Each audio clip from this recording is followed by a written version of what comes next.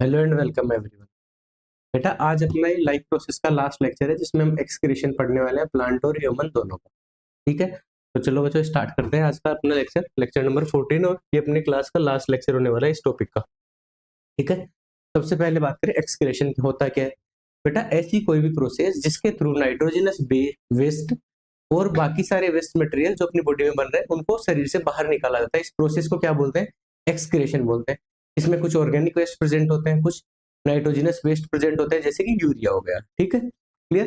तो देखो एक्सक्रीशन की definition, the process of removal of metabolic waste और harmful nitrogenous compound out of the body known as excretion. ठीक है, इनको शरीर से बाहर निकालने की प्रोसेस को क्या बोलते हैं? एक्सक्रीशन बोलते हैं। क्लियर।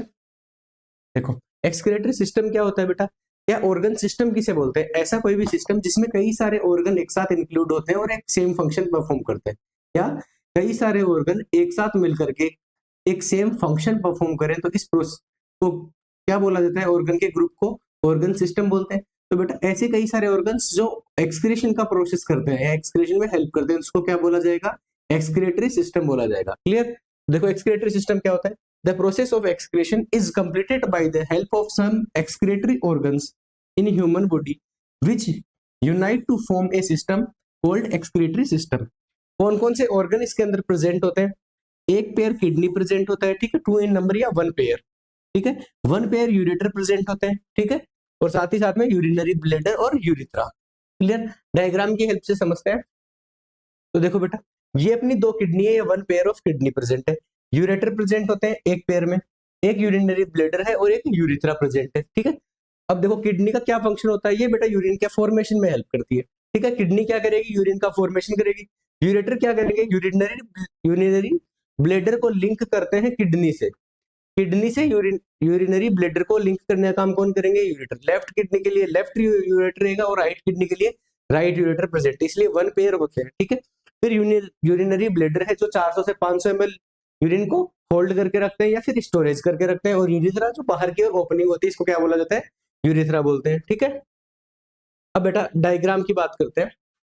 तो देखो सबसे पहले अपनी किडनी प्रेजेंट है, लेफ्ट राइट किडनी और लेफ्ट किडनी। ठीक है, कैसी होती है बेटा? बीन के शेप की होती है। बीन क्या है? एक अपनी पल्सेस है, पल्स है, तो बेटा इसके सीड की तरह दिखने वाली होती है, बीन की शेप की। ठीक है, लेफ्ट और राइट 2 किडनी प्रेजेंट होती है अपने पास। राइट किडनी थोड़ी सी नीचे प्रेजेंट होती है, ठीक है, थोड़ी नीचे प्रेजेंट होती है। क्लियर। फिर एक लेफ्ट किडनी है, लेफ्ट किडनी और राइट किडनी। ठीक है, अब इनके अंदर ब्लड सप्लाई किसके हेल्प से हो रही है? आर्टरी और वेन्स के द्वारा होगी। तो बेटा ऐसी आर्टरी जो कि किडनी में ब्लड की सप्लाई कर रही है तो उसको क्या बोलेंगे? Renal artery. और जो वापस वेस्ट को लेके जा रही है उसको क्या बोलेंगे? रीनल वेन बोलेंगे। ठीक है, आगे बात समझ में। फिर देखो यूरेटर प्रेजेंट होते हैं 1 पेयर में, एक लेफ्ट किडनी से निकलेगा, एक लेफ्ट किडनी से और एक राइट किडनी से निकलेगा। फिर ये बेटा क्या करते हैं? यूरिन को स्टोरेज करने का काम करते हैं। कहां पर? यूरिनरी ब्लैडर में, और किसकी हेल्प से बाहर निकलता है? यूरेटर की हेल्प से बाहर निकलता है। क्लियर। देखो excretory system, kidneys are 2 in number situated on either side of the spinal below the rib cage। कहां प्रेजेंट होंगी ये बेटा? अपनी एब्डोमिनल कैविटी के अंदर प्रेजेंट होती है। कहां? एब्डोमिनल कैविटी के अंदर प्रेजेंट होती है। कहां? रिब केज के नीचे, या फिर बात करें तो अपन अपने लंग्स के नीचे की ओर, हार्ट के नीचे की ओर, किसी के रेस्पेक्ट में भी नीचे की ओर प्रेजेंट होती है। ठीक है, क्लियर बात है। फिर बेटा देखो kidneys are the main organ of human excretory system which is responsible for the filtration of dirty blood। Dirty blood बेटा कहां से है? बेटा डाइजेशन के बाद में जो बन रहा है, जो मेटाबॉलिक वेस्ट ब्लड में बचे हुए हैं उनको रिमूवल का काम करती है किडनी। ठीक है, नाइट्रोजनस वेस्ट कंपाउंड कौन से हो गए? कंपाउंड कौन से हो गए? जो कि जैसे अपना यूरिया हो गया। ठीक है, example nitrogenous compound containing blood bye the help of nephron. किसकी हेल्प से करती है? नेफ्रॉन की हेल्प से करती है। नेफ्रॉन क्या है? स्ट्रक्चरल एंड फंक्शनल यूनिट है किसकी? किडनी की। नेफ्रॉन क्या है? Structural and functional unit of kidney है।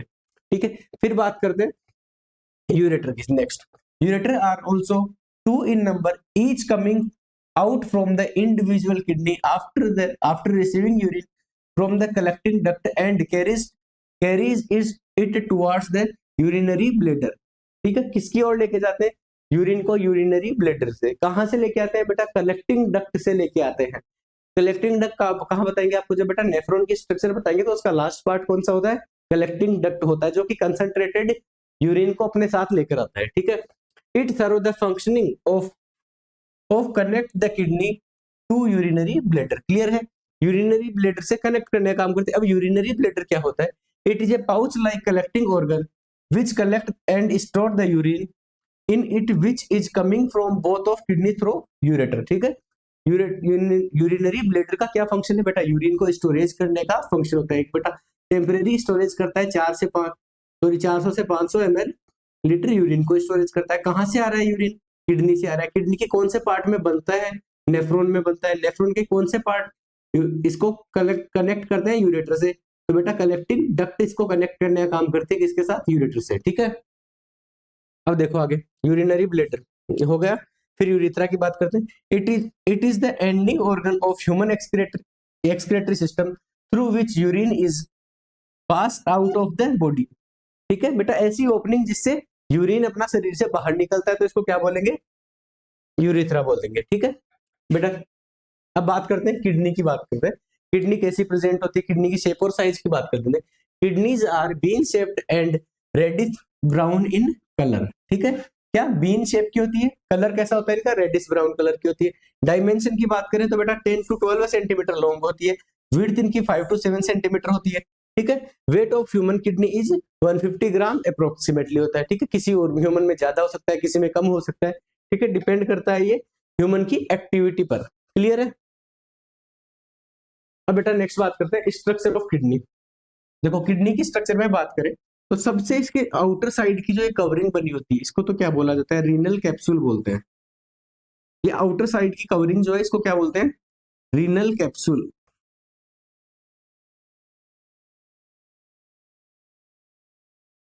ठीक है। रीनल कैप्सूल जो कि आउटर साइड में प्रेजेंट होता है। फिर बेटा इसके अंदर में, अंदर का ये जो रीजन है बाहर का, जो पिरामिड के बाहर में आ रहा है, ये वाला एरिया, ये यहाँ वाला एरिया, तो बेटा इसको क्या बोलते हैं? रीनल कोर्टेक्स बोलते हैं। क्या? Renal cortex. ये जो कोर्टेक्स रीजन शो हो रहा है इसी को क्या बोला जाता है? कोर्टेक्स या रीनल कोर्टेक्स बोलते हैं, ठीक है। फिर आगे की बात करें तो ये बेटा ये जो ट्राइंगुलर स्ट्रक्चर अपने को विजिबल हो रही है इसको क्या बोलते हैं? Renal pyramid.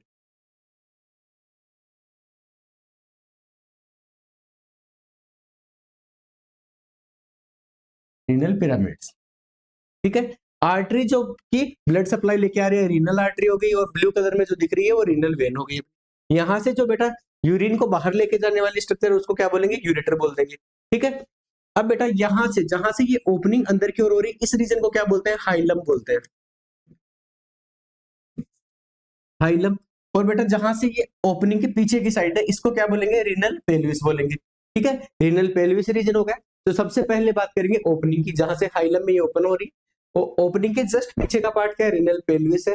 पेल्विस के जस्ट पीछे में क्या प्रेजेंट होता है? रीनल मेडुला प्रेजेंट होता है। जब मेडुला में क्या प्रेजेंट होते हैं? अपने पिरामिड्स प्रेजेंट होते हैं। और बेटा इसके बाद में कौन सी स्ट्रक्चर होती है? रीनल कोर्टेक्स प्रेजेंट होता है। और बाहर की ओर की जो कवरिंग प्रेजेंट है इसको क्या बोलेंगे? रीनल कैप्सूल बोलते हैं, ठीक है। Structure of the kidney, cortex और मेडुला क्या होता है देखो। The outer covering of fat of kidney is called as cortex and the inner part of kidney is called as medulla which contain the medullary pyramids in it, ठीक है। Medulla के अंदर medullary pyramid present होते हैं जी बेटा। इसी medullary pyramid के अंदर क्या प्रेजेंट होते हैं? नेफ्रॉन्स प्रेजेंट होते हैं। मेडुलरी पिरामिड कंटेन नेफ्रॉन्स, कितने प्रेजेंट होते हैं बेटा? अराउंड 1 मिलियन या 10 लाख प्रेजेंट होते हैं ईच किडनी के अंदर, ठीक है। हर एक किडनी के अंदर कितने प्रेजेंट होंगे? 10 लाख या फिर 1 मिलियन प्रेजेंट होते हैं। फिर बात करते हैं पेल्विस की।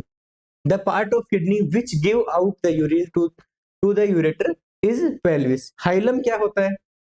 The part from the where renal artery enter inside the kidney is called hilum, ठीक है। हाइलम कौन सा पार्ट है बेटा? जहां से इनकी रीनल आर्टरी की ओपनिंग अंदर की ओर हो रही है उसको हाइलम बोल रहे हैं। इसके जस्ट पीछे में क्या प्रेजेंट होता है? पेल्विस प्रेजेंट होता है। पेल्विस के जस्ट पीछे में क्या प्रेजेंट होता है? अपने मेडुला प्रेजेंट होता है। मेडुला के आउटर साइड में क्या प्रेजेंट होता है? कोर्टेक्स। और कोर्टेक्स को कवर करने वाली स्ट्रक्चर क्या हो गई? रीनल कैप्सूल हो गया, ठीक है। अब बात करते हैं नेफ्रॉन की। ये बेटा नेफ्रॉन क्या है बेटा? ये ब्लड प्यूरिफिकेशन की यूनिट है जो कि ब्लड को प्योर करने का काम करती है या फिर ब्लड में से नाइट्रोजनस वेस्ट को सेपरेट करने का काम करती है, ठीक है।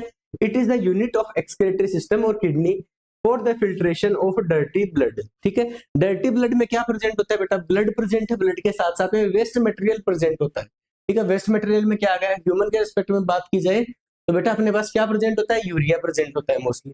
ठीक है, it kidney consist of a large number of microscopic filtering units called nephrons. कितने प्रेजेंट होते हैं, 1 मिलियन या 10 लाख प्रेजेंट होते हैं। ठीक है, there are more than 1 million और 10 lakh nephrons in each kidney. Each nephron is about 30 to 40 nanometer in length or originating in the cortex and extending into the medulla. कहाँ originate कहाँ से होते हैं बेटा, कोर्टेक्स रीजन से, और कहाँ तक होते हैं, मेडुला तक प्रेजेंट होते हैं। बेटा यहाँ पर बाहर की ओर से ये प्रेजेंट होंगे तो बेटा अंदर तक दसे हुए होते हैं। ठीक है, इसका जो हेनले का लूप वाली स्ट्रक्चर है ना, लूप ऑफ हेनले, बेटा वो क्या कहाँ तक होती है, मेडुला पार्ट में दसी हुई होती है। और बेटा बाकी पार्ट कहाँ पर प्रेजेंट रहेंगे, पीसीटी, डीसीटी या फिर कलेक्टिंग डक्ट की बात करें तो ये कहाँ प्रेजेंट होती है, कोर्टेक्स रीजन में प्रेजेंट होती है। ठीक है, each nephron function as independent unit and produce a minimal quantity of urine. ठीक है, हर एक नेफ्रॉन थोड़ा थोड़ा यूरिन फॉर्मेशन का फंक्शन करता है। ठीक है, स्ट्रक्चर ऑफ नेफ्रॉन की बात करते हैं तो बेटा नेफ्रॉन की स्ट्रक्चर में दो पार्ट प्रेजेंट होते हैं, एक होता है रिसीविंग एंड, एक होता है रिलीजिंग एंड। रिसीविंग एंड को क्या बोलते हैं, मेलपीजियन बॉडी बोलते हैं। क्या, मेलपीजियन बॉडी। बेटा इस मेलपीजियन बॉडी के दो पार्ट होते हैं, एक होता है बोमन्स कैप्सूल और एक होता है ग्लोमेरुलस। ठीक है, ग्लोमेरुलस किससे बना होता है, रीनल आर्टरी से बनी हुई स्ट्रक्चर है। बोमन्स कैप्सूल क्या होता है बेटा, कप शेप की स्ट्रक्चर होती है जो कि हार्ड इसको कवरिंग प्रोवाइड करती है। रिलीजिंग एंड की बात करें तो बेटा इसके तीन पार्ट प्रेजेंट होते हैं, पीसीटी, डीसीटी और लूप ऑफ हेनले या हेनलेज लूप। ठीक है, ठीक है, तो बेटा पीसीटी क्या होती है बेटा, प्रोक्सिमल कॉन्वोलेटेड ट्यूब्यूल्स होती है, और डीसीटी क्या होती है, डिस्टल कॉन्वोलेटेड ट्यूब्यूल्स होती है। लूप ऑफ हेनले क्या होती है, इन सब की स्ट्रक्चर में भी आपको बताने वाला हूं। देखो ये क्या है, ह्यूमन नेफ्रॉन है। ठीक है, तो बेटा सबसे फर्स्ट पार्ट हम जो रिसीविंग एंड की बात कर रहे थे, ये क्या होता है, ये जो बाहर की ओर बनी हुई स्ट्रक्चर है। ठीक है, अब इसके अंदर क्या क्या होता है, सबसे पहले एक बाहर की ओर आउटर साइड में कवरिंग प्रेजेंट होती है। ठीक है, इस कवरिंग को क्या बोलते हैं, बोमन्स कैप्सूल बोला जाएगा। ठीक है, पूरी स्ट्रक्चर क्या बोल देंगे, बोमन कैप्सूल बोल देंगे। ठीक है, इसके अंदर क्या प्रेजेंट होता है, ग्लोमेरुलस प्रेजेंट होता है। ग्लोमेरुलस किससे बना होता है, रीनल आर्टरी से बना होता है। इसका ऐसा एंड जो कि इसके अंदर ब्लड सप्लाई को लेकर आ रहा है, इनसाइड ब्लड सप्लाई दे रहा है, इसको क्या बोलेंगे, एफरेंट आर्टियोल बोलेंगे। जहां से बेटा ब्लड सप्लाई वापस बाहर निकल रही है इसको क्या बोलेंगे, इफरेंट आर्टियोल, एफरेंट और इफरेंट आर्टियोल। ठीक है, तो बेटा दोनों पार्ट आपको समझ में आ गए, जहां से ब्लड सप्लाई अंदर आ रही है ग्लोमेरुलस में तो उसको क्या बोलेंगे, एफरेंट आर्टियोल। जहां से ब्लड सप्लाई वापस बाहर निकल रही है उसको क्या बोलेंगे, इफरेंट आर्टियोल। बेटा एफरेंट आर्टियोल जो होती है इसका बेटा डायमीटर ज्यादा होता है, इफरेंट आर्टियोल का डायमीटर कम होता है।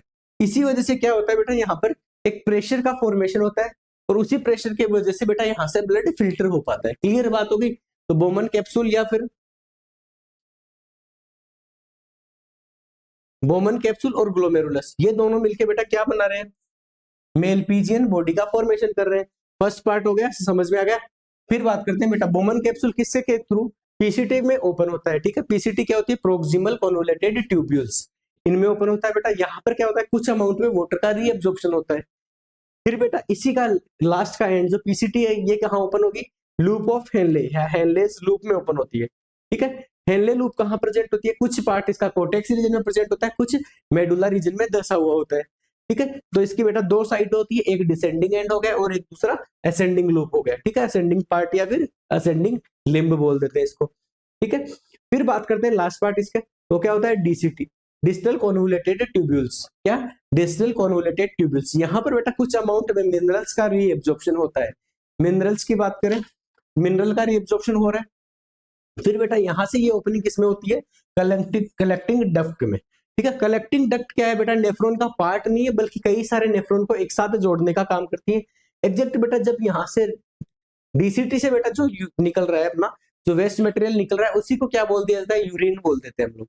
ठीक है, यूरिन कलेक्टिंग डक्ट में आएगा, कलेक्टिंग डक्ट में आने के बाद में कई सारे नेफ्रॉन एक साथ जुड़ेंगे जिनका सिक्रेशन आएगा और ये बेटा रीनल पिरामिड के द्वारा कहाँ ओपन हो जाएगा, अपने यूरेटर में ओपन होगा। ठीक है, आगे बात समझिए, तो एक किडनी में जितने भी नेफ्रॉन प्रेजेंट होते हैं सबके सब कलेक्टिंग डक्ट के थ्रू किससे जुड़ते हैं, यूरेटर से जुड़ते हैं, जो कि यूरिन को बाहर निकालने का काम करता है, यूरिनरी ब्लैडर की ओर ले जाने का काम करता है। क्लियर।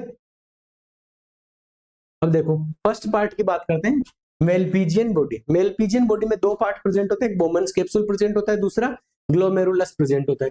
देखो बोमन कैप्सूल की आउटर साइड की कप शेप स्ट्रक्चर होती है ना, इसको क्या बोलते हैं, बोमन्स कैप्सूल बोलेंगे। ये जो अपनी स्ट्रक्चर इसको क्या बोलते हैं, बोमेन्स कैप्सूल बोलते हैं। हार्ड कवरिंग प्रेजेंट होती है, ठीक है। इसके अंदर बेटा जो आर्टरीज होती है इनकी ओपनिंग होती है, जहां से बेटा ब्लड इनसाइड आ रहा है इसको क्या बोलेंगे, एफरेंट आर्टियोल। तो बेटा जहां से ब्लड वापस निकल रहा है इसको क्या बोलते हैं, इफरेंट आर्टियोल बोलते हैं, ठीक है। यहाँ का डायमीटर ज्यादा होता है, यहाँ का डायमीटर कम होता है। बेटा इसी डायमीटर डिफरेंस के कारण अंदर कुछ प्रेशर बनता है, इसी प्रेशर की वजह से ब्लड फिल्ट्रेशन होती है। आगे बात समझ में, ब्लड फिल्टर होके कहां जाएगा, यहाँ के बाद में पीसीटी में जाएगा, ठीक है। मुंह कहां की ओर करेगा, पीसीटी की ओर मूव करेगा। देखो ग्लोमेरुलस क्या है, इट इज ए टफ्ट या फिर क्लस्टर ऑफ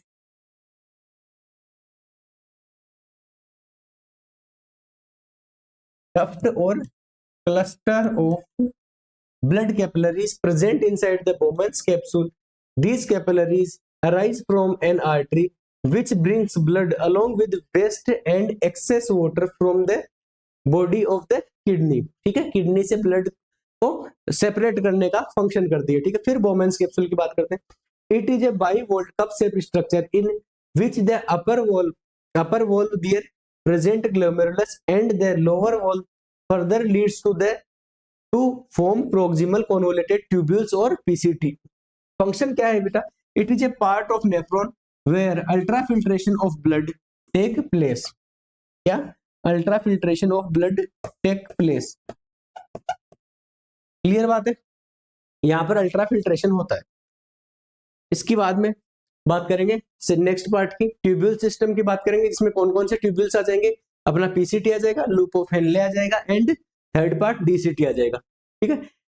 तो the tubular system, it is related with the reabsorption of useful substances from the ultrafiltration, ठीक है।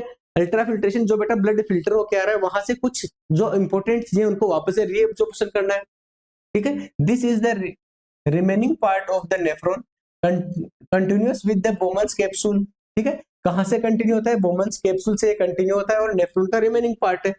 It is lined with a ciliated epithelium and differentiated into the following regions। किस किस reason में differentiate या different होता है, ये classify किया गया है।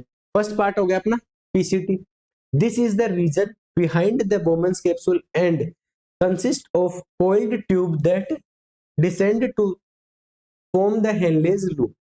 क्या बेटा, कोइल्ड स्ट्रक्चर होती है जो कहां से स्टार्ट होती है, अपनी बोमेंस कैप्सूल से स्टार्ट हो रही है, कहां को मूव करती है, हेनले लूप की ओर मूव करती है, ठीक है। The proximal convoluted tubules is present in the cortex region. PCT कहां प्रेजेंट होती है, कोर्टेक्स रीजन में।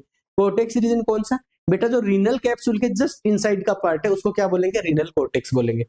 हेनलेज लूप सेकंड पार्ट हो गया अपना Henle's loop. This is continuous with the proximal convoluted tubules and it is U-shaped having a narrow decreasing limb and a thick ascending limb, ठीक है। Narrow कौन सी होती है, decreasing, बेटा जो नीचे की ओर मूव कर रही है, मेडुला की ओर जा रही है, वो कैसी होती है, नैरो होती है या लो डायमीटर की होती है। और बेटा जो वापस ऊपर की ओर आ रही है, मेडुला सॉरी कोर्टेक्स से मेडुला की ओर मूव करने वाली लिम्ब है, उसको क्या बोलेंगे, वो थोड़ी ज्यादा डायमीटर की होती है, ठीक है। तो थिन और थिक का मीनिंग आपको समझ में आएगा। This part of nephron descend from the cortex into the medulla reason, ठीक है। कोर्टेक्स से मेडुला की ओर मूव करने वाला पार्ट होता है। थर्ड पार्ट की बात करेंगे तो distal convoluted tubules, DCT. It is another coiled and twisted tube that continues from the ascending limb of loop of Henle found in the renal cortex. Cortex region में ही ये भी प्रेजेंट होता है, किसके हेल्प से जुड़ा हुआ होता है बेटा, ये बेटा हेनले लूप को कनेक्ट करने का काम करता है, किससे, कलेक्टिंग डक्ट से।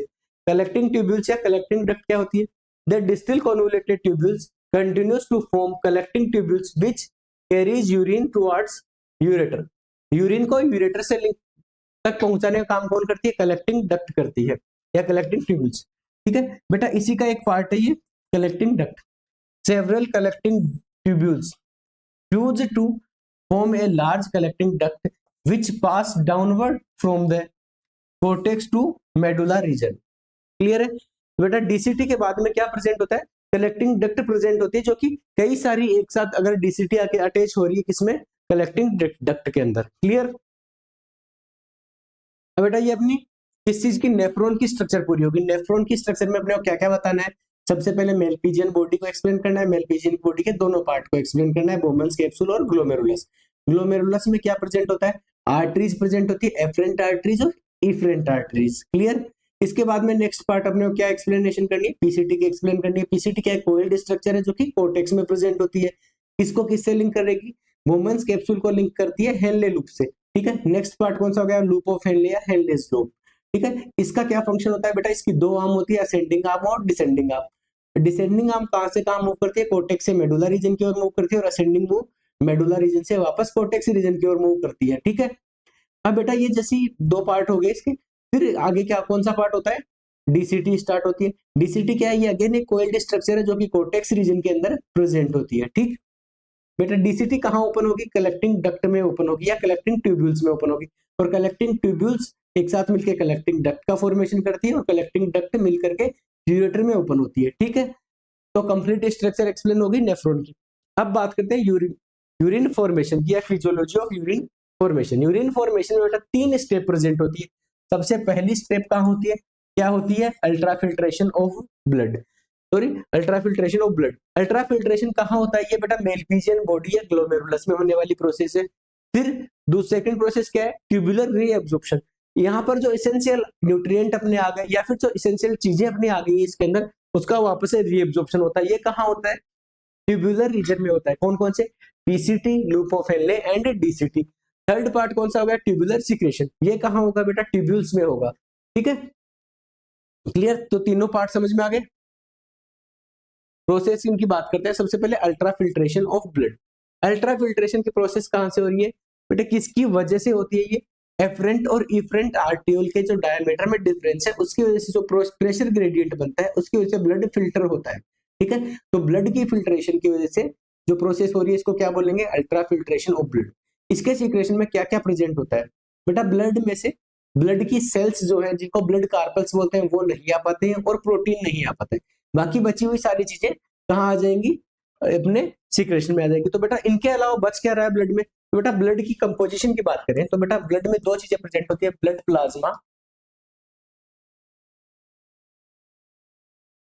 प्लाज्मा एंड सेल्स और कार्पल्स। ठीक है। अब बेटा ब्लड प्लाज्मा में क्या क्या प्रेजेंट होता है, ब्लड प्लाज्मा में अराउंड 92% वाटर प्रेजेंट होता है, कुछ 7 to 8% क्या प्रेजेंट होता है, प्रोटीन प्रेजेंट होता है, और कुछ अमाउंट में मिनरल्स प्रेजेंट होते हैं।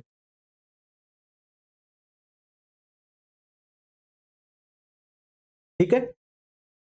अब देखो बेटा सेल्स नहीं आ रही अपनी और प्रोटीन नहीं आ रहे, तो क्या क्या आता है बेटा, यहाँ से वाटर एंड मिनरल्स आ रहे हैं। इन्हीं के साथ साथ में कुछ अमाउंट में वेस्ट प्रोडक्ट भी आ जाते हैं, जो कि कहां से आ रहे हैं, डाइजेस्टिव वेस्ट होते हैं अपने। बेटा एक second,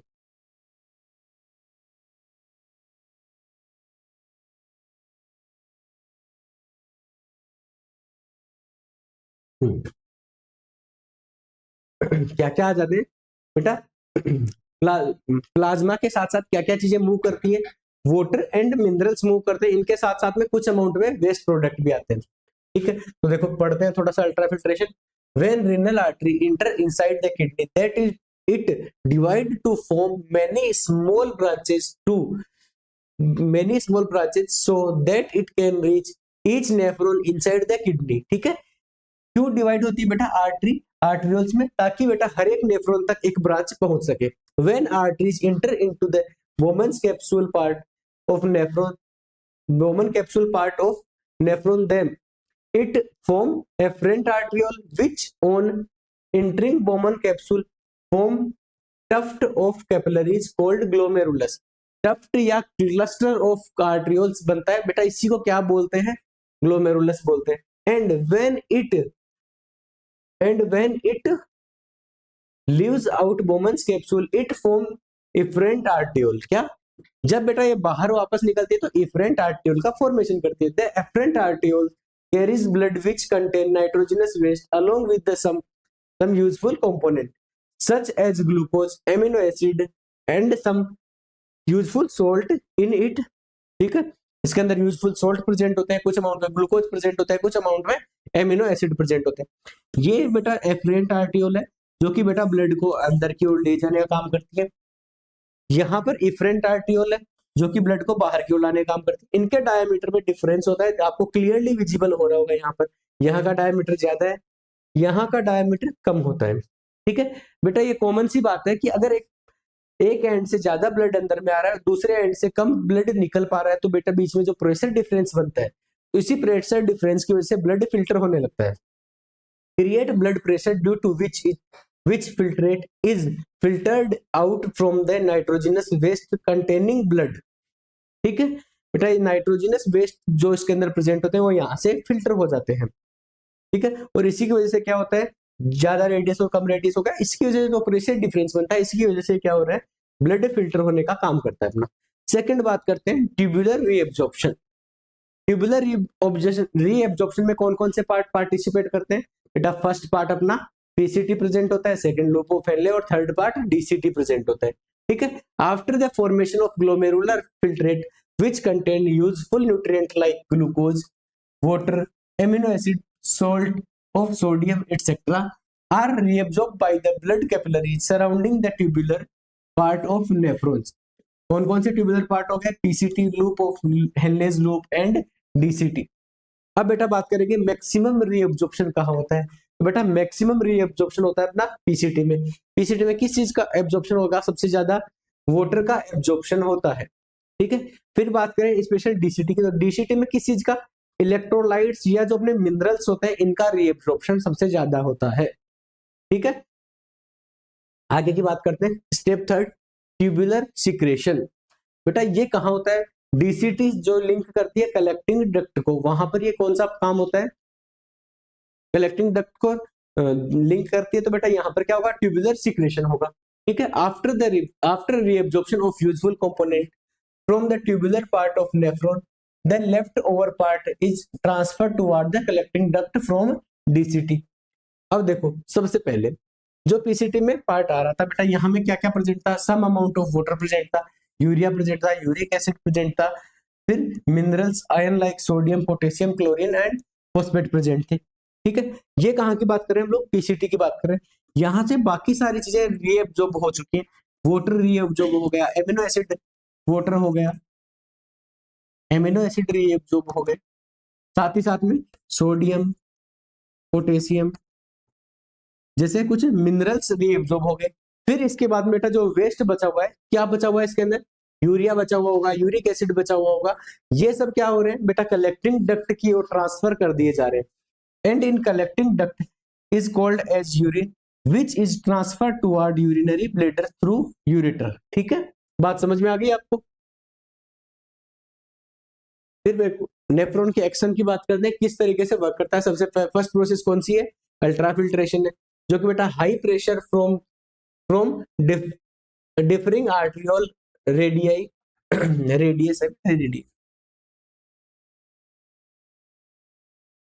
radius force filtrate out of the glomerulus. ठीक है, किसकी वजह से बेटा? जो प्रेशर ग्रेडियंट बन रहा है इसकी वजह से ये ब्लड को नीचे की ओर सप्लाई करने का काम करती है या फिल्ट्रेशन बनाने का काम करती है। दूसरा काम कौन सा हो गया? ट्यूबुलर रीअब्जॉर्प्शन हो गया। ट्यूबुलर रीअब्जॉर्प्शन में क्या हो रहा है बेटा? वापस से कुछ मिनरल्स को, एमिनो एसिड को एंड ग्लूकोज एंड वाटर को, क्या मिनरल्स, वाटर, एमिनो एसिड और कुछ ग्लूकोज को वापस से रीअब्जॉर्प्शन का फंक्शन हो रहा है। कहां पर होगा? ये ट्यूबुलर पार्ट में होगा। कौन कौन से 3 पार्ट है? पीसीटी, डीसीटी और हेनले लूप। ठीक है, मैक्सिमम रीअब्जॉर्प्शन कहां होता है? पीसीटी में होता है। ठीक है, प्रोक्सिमल कॉन्वोलेटिंग ट्यूब्यूल्स में होता है। फिर ट्यूबुलर सिक्रेशन का काम होता है, जो वेस्ट और वाटर प्रेजेंट है, कौन सा? जिसमें कई सारे वेस्ट मटेरियल प्रेजेंट होंगे, इसको यूरिन के फॉर्म में सिक्रेशन का काम करती है। ठीक है, कहां पर बेटा? कलेक्टिंग डक्ट में कौन सप्लाई करेगा? डीसीटी सप्लाई कर देगी। क्लियर? आगे की बात करते हैं, हीमोडायलिसिस। बेटा कुछ ऐसे ह्यूमन होते हैं जिनकी किडनी किसी वजह से फंक्शनिंग करना बंद कर देती है। अगर किडनी फंक्शन नहीं कर रही है तो बेटा बाहर से एक आर्टिफिशियल किडनी लगाई जाती है, जो कि बेटा यूरिन को मतलब ह्यूमन ब्लड में से यूरिया को सेपरेट करने का काम करेगी, या फिर जो नाइट्रोजनस वेस्ट है इनको सेपरेट करने का काम करेगी। क्लियर? तो बेटा जब ये सेपरेट हो जाएंगे तो एक मशीन काम में ली जाती है, इसको पूरी प्रोसेस होती है, इसको क्या बोलेंगे?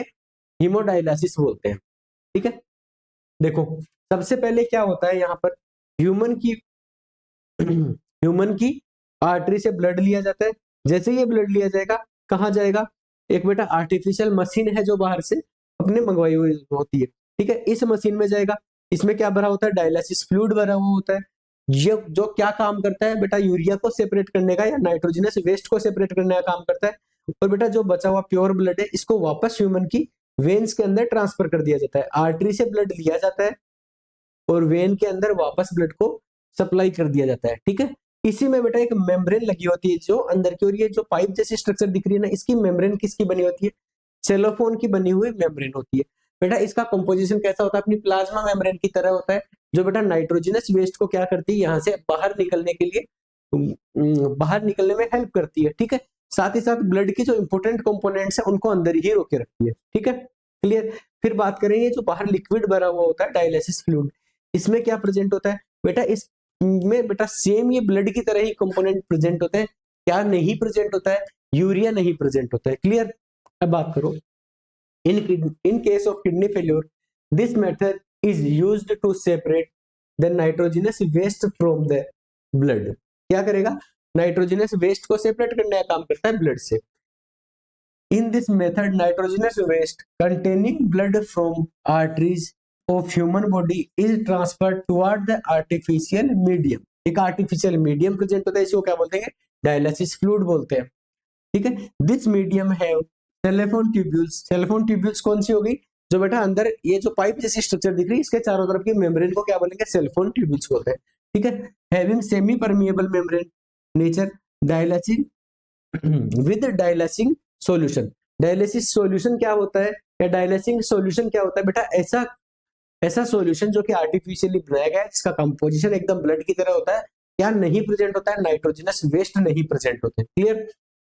The dialysing solution has osmotic pressure same as blood, which help to separate the nitrogenous waste from the body, and this waste, urine or urea, is transferred toward the एक कंटेनर। कौन से container में आ गई बेटा? यहाँ पर आ गई।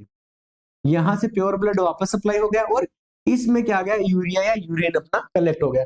यहाँ से क्या सप्लाई हो रही है बेटा? ये डायलिसिंग सॉल्यूशन है जो कि कंटिन्यूअस चेंज होता रहता है। क्लियर?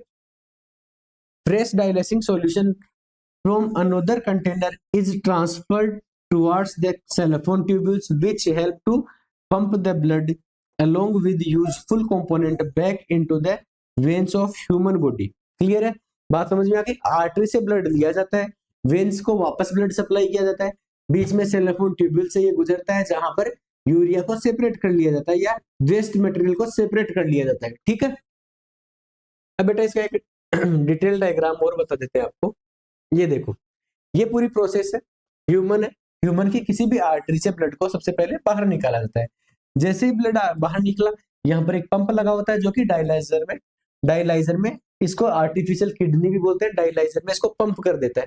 डायलाइजर के अंदर में क्या भरी हुई होती है बेटा? ये सेलोफोन ट्यूब्यूल्स होते हैं, इनके अंदर ब्लड मूव करते रहता है।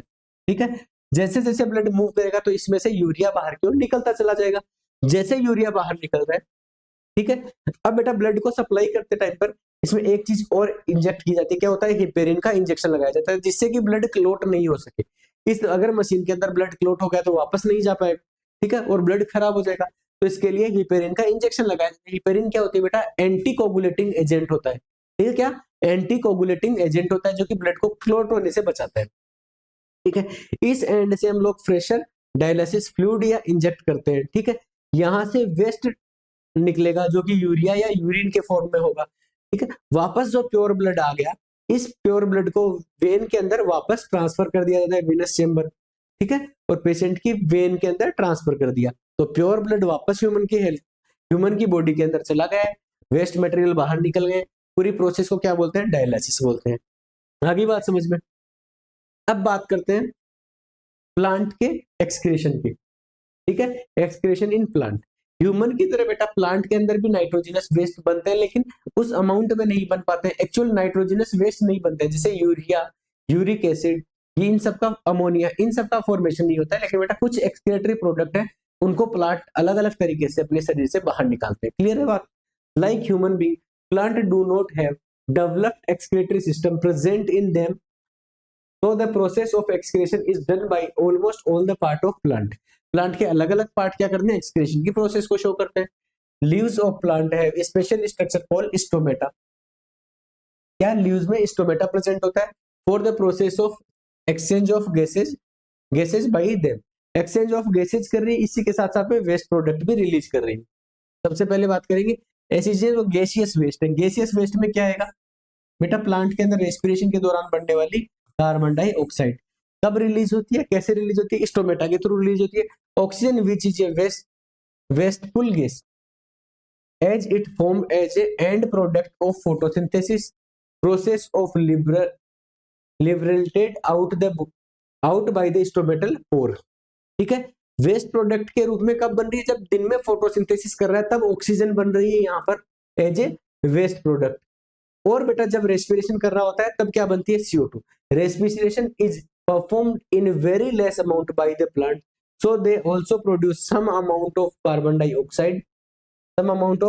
Dioxide as their end product which is also liberated out by the plant by the help of stomatal pore. इन्हीं स्टोमेटल पोर के थ्रू बेटा CO2 भी बाहर निकलती है और ऑक्सीजन भी बाहर निकलती है। जैसा बेटा प्लांट प्रोसेस में चल रहा होता है तो उसी तरीके से चीजें बाहर निकलने लगती है। फिर बात करेंगे वाटर की। वाटर भी बेटा स्टोमेटा के थ्रू बाहर निकलता है, अगर ये लीफ से निकल रहा है। अगर यही वाटर वेस्ट बेटा कहाँ से, स्टेम से निकल रहे होते हैं तो किसके, लेंटिकल्स के थ्रू निकलते हैं। और अगर बेटा वाटर वेस्ट को अगर रिलीज करना होता है रूट के थ्रू, तो बेटा कहाँ से निकलते हैं? ये रूट हेयर के थ्रू बाहर निकलते हैं। क्लियर है बात? देखो, excess amount of water is release in the form of vapour from the plant by the help of stomata through it process is called transpiration. कौन सी प्रोसेस से बाहर निकलता है? ट्रांसपिरेशन की प्रोसेस से बाहर निकलता है।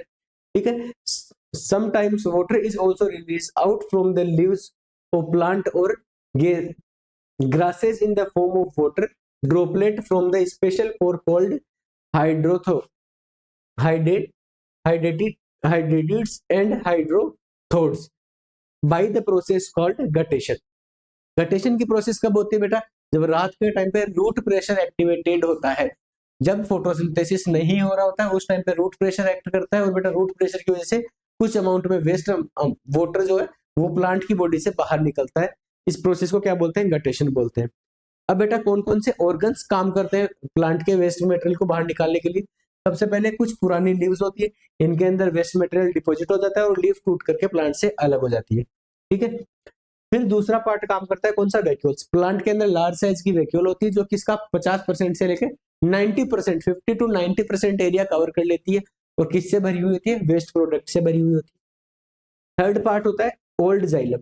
बेटा सेंटर पार्ट की ओर जो जाइलम प्रेजेंट होता है, जो जाइलम बेटा अभी वाटर ट्रांसपोर्ट में फंक्शन नहीं कर रहा है, उस जाइलम में क्या होती है? उसके अंदर जो अपनी वेसल्स होती है उनके अंदर क्या भर जाता है? वेस्ट मटेरियल भर जाता है, जो कि अलग से क्या करता है? मैकेनिकल सपोर्ट प्रोवाइड करता है प्लांट को, और वेस्ट को, मेटाबॉलिक वेस्ट को क्या करता है? सेपरेट करने का काम करता है।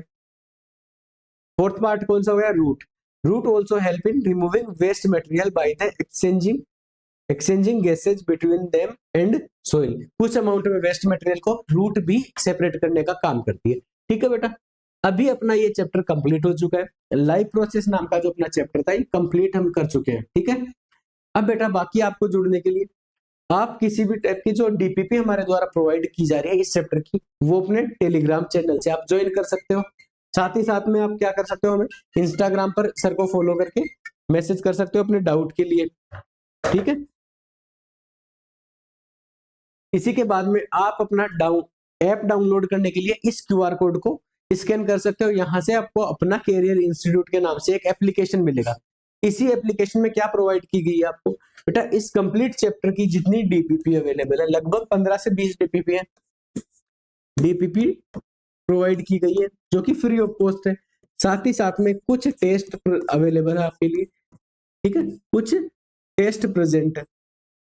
इन्हीं टेस्ट के द्वारा आप अपनी प्रिपरेशन के लेवल को चेक कर सकते हो कि आप कब तक कितनी आपकी प्रिपरेशन हो चुकी है। साथ ही साथ में कुछ बोर्ड एग्जामिनेशन के लिए पेपर भी अवेलेबल कर दिए गए हैं इसी में, ठीक है। और जो कि पूरी प्रोसेस कैसी है, फ्री ऑफ कॉस्ट है बेटा इस एक चैप्टर के लिए। क्लियर। फिर बेटा बाद में बात करते हैं अपन, हाँ ये अपना एप्लीकेशन हो ही चुका है। तो बेटा आज के लिए इतना ही, बाकी तो नेक्स्ट क्लास में हम लोग मिल लेंगे, ठीक है।